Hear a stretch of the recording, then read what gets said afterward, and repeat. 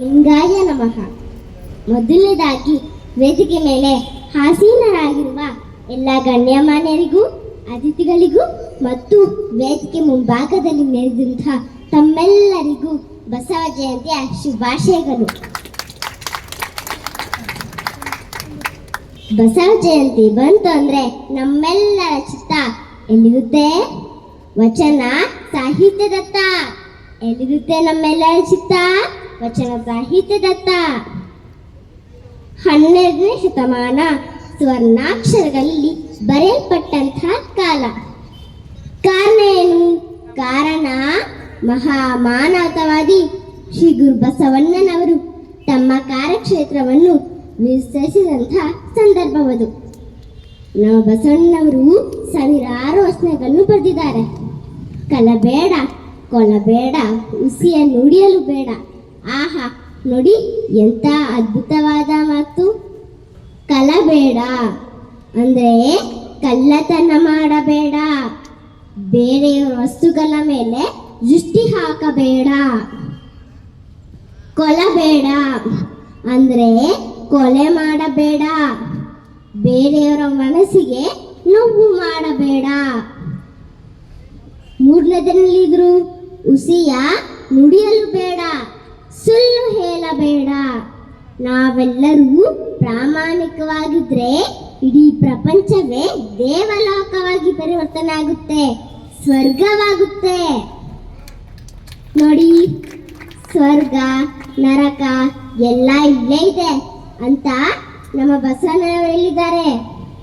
ನಮ್ಮಿಂದ ಒಬ್ರಿಗೆ ಸಹಾಯ ಆಗ್ತಿದೆ, ಒಳ್ಳೇದಾಗ್ತಿದೆ ಅಂದ್ರೆ ನಾವೆಳಿದೀವಿ, ಸ್ವರ್ಗದಲ್ಲಿದ್ದೀವಿ. ಅದೇ ನಮ್ಮಿಂದ ಒಬ್ಬರಿಗೆ ಕಷ್ಟ ಆಗ್ತಿದೆ, ತೊಂದರೆ ಆಗ್ತಿದೆ ಅಂದ್ರೆ ನಾವೆಲ್ಲಿದ್ದೀವಿ? ನರಕದಲ್ಲಿದ್ದೀವಿ. ಅದಕ್ಕೆ ನಮ್ಮ ಬಸವಣ್ಣನವರು ಹೇಳಿದ್ದಾರೆ, ಅಯ್ಯ ಎಂದರೆ ಸ್ವರ್ಗ, ಎಲವೋ ಎಂದರೆ ನರಕ. ಅಯ್ಯ ಎಂದರೆ ಸ್ವರ್ಗ, ಎಲವೋ ಎಂದರೆ ನರಕ. ಅದಕ್ಕೆ ನಮ್ಮ ಮಾತು ಹೇಗಿರಬೇಕು? ಬಹಳ ಮೃದುವಾಗಿರಬೇಕು. ಹೇಗಿರ್ಬೇಕು ನಮ್ಮ ಮಾತು? ಬಹಳ ಮೃದುವಾಗಿರಬೇಕು.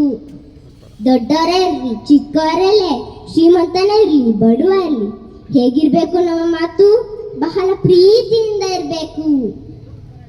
ನುಡಿದರೆ ಮುತ್ತಿನ ಹಾರದಂತಿರಬೇಕು, ಮಾಣಿಕ್ಯದ ದೀಪ್ತಿ ಅಂತಿರಬೇಕು, ಸ್ಫಟಿಕದ ಸಲಾಕೆ ಅಂತಿರಬೇಕು. ನಾವು ಮಾತಾಡ್ತಾ ಇದ್ರೆ ಆ ಭಗವಂತ ಕೂಡ ಹೌದು ಹೌದು ಅಂತಿರ್ಬೇಕು. ಹಾಗಿರ್ಬೇಕು ನಮ್ಮ ಮಾತು. ಹೀಗೆ ಒಂದು ದಿನ ಬಸವಣ್ಣನವರು ಶರಣರ ಮನೆಗೆ ಹೋಗಿರ್ತಾರೆ. ಹೋಗಿ ಬರುವ ಸಮಯ ಜೊತೆಯಲ್ಲಿ ಯಾರಿರ್ತಾರೆ? ಅವರ ಧರ್ಮಪತ್ನಿಯಾದ ನೀಲಮ್ಮ ಇರ್ತಾರೆ. ಹೌದು, ಹಾಗಾದ್ರೆ ಬಸವಣ್ಣಂಗೆ ಎಷ್ಟು ಜನ ಧರ್ಮಪತ್ನಿ ಇದ್ದಾರೆ ಹೇಳಿ? ಬಸವಣ್ಣಂಗೆ 2 ಧರ್ಮಪತ್ನಿ ಇದ್ದಾರೆ. ಮೊದಲನೆಯವರು ಗಂಗಮ್ಮ, ಎರಡನೆಯವರು ನೀಲಮ್ಮ. ಆ ಊರಲ್ಲಿ ಒಬ್ಬ ಪ್ರಸಿದ್ಧವಾದ ಕಳ್ಳ ಇರ್ತಾರೆ. ಆ ಕಳ್ಳನ ಹೆಸರು ರುದ್ರ ಅಂತ. ಆ ರುದ್ರನ ಹೆಂಡತಿ ನೀರ್ ತರಬೇಕು ಅಂತ ಬಾವಿಗೆ ಹೋಗಿರ್ತಾರೆ. ಆ ಸಮಯದಲ್ಲಿ ಆ ಕಳ್ಳನ ಹೆಂಡತಿ ನೀಲಮ್ಮನ ನೋಡ್ತಾರೆ. ನೋಡಿ ಹೇಳ್ತಾರೆ, ಆಹಾ, ಬಸವನ ಹೆಂಡತಿ ನೋಡೋಕೆ ಎಷ್ಟು ಚಂದ ಇದ್ದಾರೆ, ಎಷ್ಟು ಸುಂದರವಾಗಿದ್ದಾರೆ ಅಂತಾರೆ.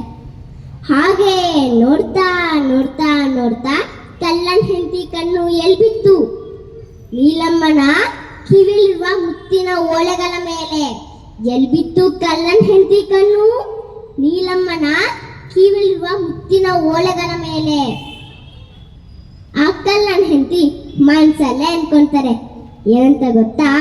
ಬಸವಣ್ಣನ ಹೆಂಡತಿ ನೋಡೋಕೆ ಎಷ್ಟು ಚಂದ ಇದ್ದಾರೋ ಅಷ್ಟೇ ಚಂದ ಅವರ ಕಿವಿಲಿರುವ ಮುತ್ತಿನ ಓಲೆಗಳು. ಹೇಗಾದ್ರೂ ಮಾಡಿ ನಾನು ಓಲೆಗಳನ್ನ ಹಾಕೋಬೇಕು ಅಂತ ಅವ್ರ ಮನಸ್ಸಿಗೆ ಬಂತು. ರಾತ್ರಿ ಆಯ್ತು, ರುದ್ರಮ್ಮನಿಗೆ ಬಂದ್ರು. ಹೊಟ್ಟೆ ತುಂಬಾ ಹಸು ಆಗ್ತಾ ಇದೆ, ಊಟಕ್ಕೆ ನಿತ್ಯ ಅಂತ ಕೇಳಿದ್ರು.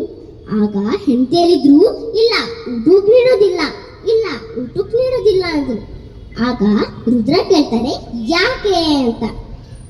ಆಗ ಹೆಂಡತಿ ಹೇಳ್ತಾರೆ, ಬಸವಣ್ಣನ ಹೆಂಡತಿಯ ಆ ಕಿವಿಲಿರುವ ಓಳೆಗಳು ಅದ್ಭುತ ಸುಂದರ. ಯಾವಾಗ ನೀವು ಆ ಓಳೆಗಳು ನಂಗೆ ತಂದು ಕೊಡ್ತೀರೋ ಅವಾಗ ಮಾತ್ರ ನಿಮಗೆ ಊಟ, ಈ ಮನೇಲಿ ಜಾಗ. ಪಾಪ ರುದ್ರ, ಹೊಟ್ಟೆಗೆ ಊಟ ಇಲ್ಲ, ಹೆಂಡತಿ ಮೇಲೆ ಅತ್ಯಂತ ಪ್ರೀತಿ, ಏನ್ ಮಾಡ್ಲಿ, ಹೇಗೆ ಹೋಗೋದು ಬಸವಣ್ಣನ ಮನೆಗೆ ಅಂತ ರಾತ್ರಿಯಲ್ಲೇ ಯೋಚನೆ ಮಾಡ್ತಿದ್ರು.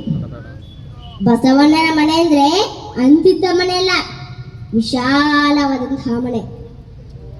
ಸಾವಿರಾರು ಜಂಗಮರು ದಾಸೋಹ ಮಾಡುವಂತಹ ಮನೆ. ಆದ್ರೆ ಬಸವಣ್ಣನ ಮನೆ ಮುಂದೆ ಒಂದು ಫಲಕ ಹಾಕಿದ್ದಾರೆ. ಏನಂತ ಗೊತ್ತಾ? ಬವಿಗಳಿಗೆ ಪ್ರವೇಶವಿಲ್ಲ. ಏನಂತ ಹಾಕಿದ್ದಾರೆ? ಬವಿಗಳಿಗೆ ಪ್ರವೇಶವಿಲ್ಲ. ಯಾರ ಕೊರಳಲ್ಲಿ ಲಿಂಗ ಇರುತ್ತೆ ಅವ್ರಿಗೆ ಮಾತ್ರ ಬಸವಣ್ಣನ ಮನೆಯ ಒಳಗೆ ಪ್ರವೇಶ. ಯಾರ ಕೊರಳಲ್ಲಿ ಲಿಂಗ ಇರಲ್ವೋ ಅವರಿಗೆ ಬಸವಣ್ಣನ ಮನೆಯ ಒಳಗೆ ಪ್ರವೇಶವಿಲ್ಲ. ಇದನ್ನ ಕಳ್ಳ ನೋಡಿದ್ರು. ಬಸವಣ್ಣನ ಮನೆಗೆ ದ್ವಾರ ಪಾಲಕನ ಯಾರ್ತಾರೆ ಗೊತ್ತಾ? ಅಡಪದ ಅಪ್ಪಣ್ಣ. ಯಾರ್ತಾರೆ? ಅಡಪದ ಅಪ್ಪಣ್ಣ. ಕೊರಳಲ್ಲಿ ಲಿಂಗ ಇದ್ರೆ ಹೊಲಕ್ ಕಳಿಸ್ತಾರೆ, ಕೊರಳಲ್ಲಿ ಲಿಂಗ ಇಲ್ಲ ಅಂದ್ರೆ ಹೊಲಕ್ ಕಳಿಸಲ್ಲ. ಆದ್ರೆ ಕಳ್ಳನ ಹತ್ರ ಲಿಂಗ ಇರಲ್ಲ. ಅದಕ್ಕೆ ಕಳ್ಳ ಏನ್ ಮಾಡ್ತಾರೆ ಗೊತ್ತಾ?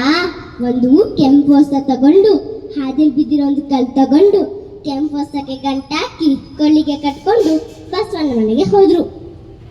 ಅಡಪದ ಅಪ್ಪಣ್ಣ ಲಿಂಗನೇ ಇರ್ಬೇಕು ಅಂತ ಕಳ್ಳನ ಒಳಗ್ ಬಿಟ್ರು. ಕಳ್ಳ ದಾಸೋಹನ ಎಲ್ಲ ಮಾಡಿ ರಾತ್ರಿ 9 ಆಗಿದೆ. ಎಲ್ಲರೂ ಮುಗಿದ್ದಾರೆ. ಕಳ್ಳ ನಿಧಾನವಾಗಿ ಹೆಜ್ಜೆ ಇಡ್ತಾ ಎಲ್ಲಿಗೆ ಬಂದ್ರು? ಬಸವಣ್ಣನ ಅಂತಃಪುರಕ್ಕೆ ಬಂದ್ರು. ಎಲ್ಲಿಗೆ ಬಂದ್ರು? ಬಸವಣ್ಣನ ಅಂತಃಪುರಕ್ಕೆ ಬಂದ್ರು.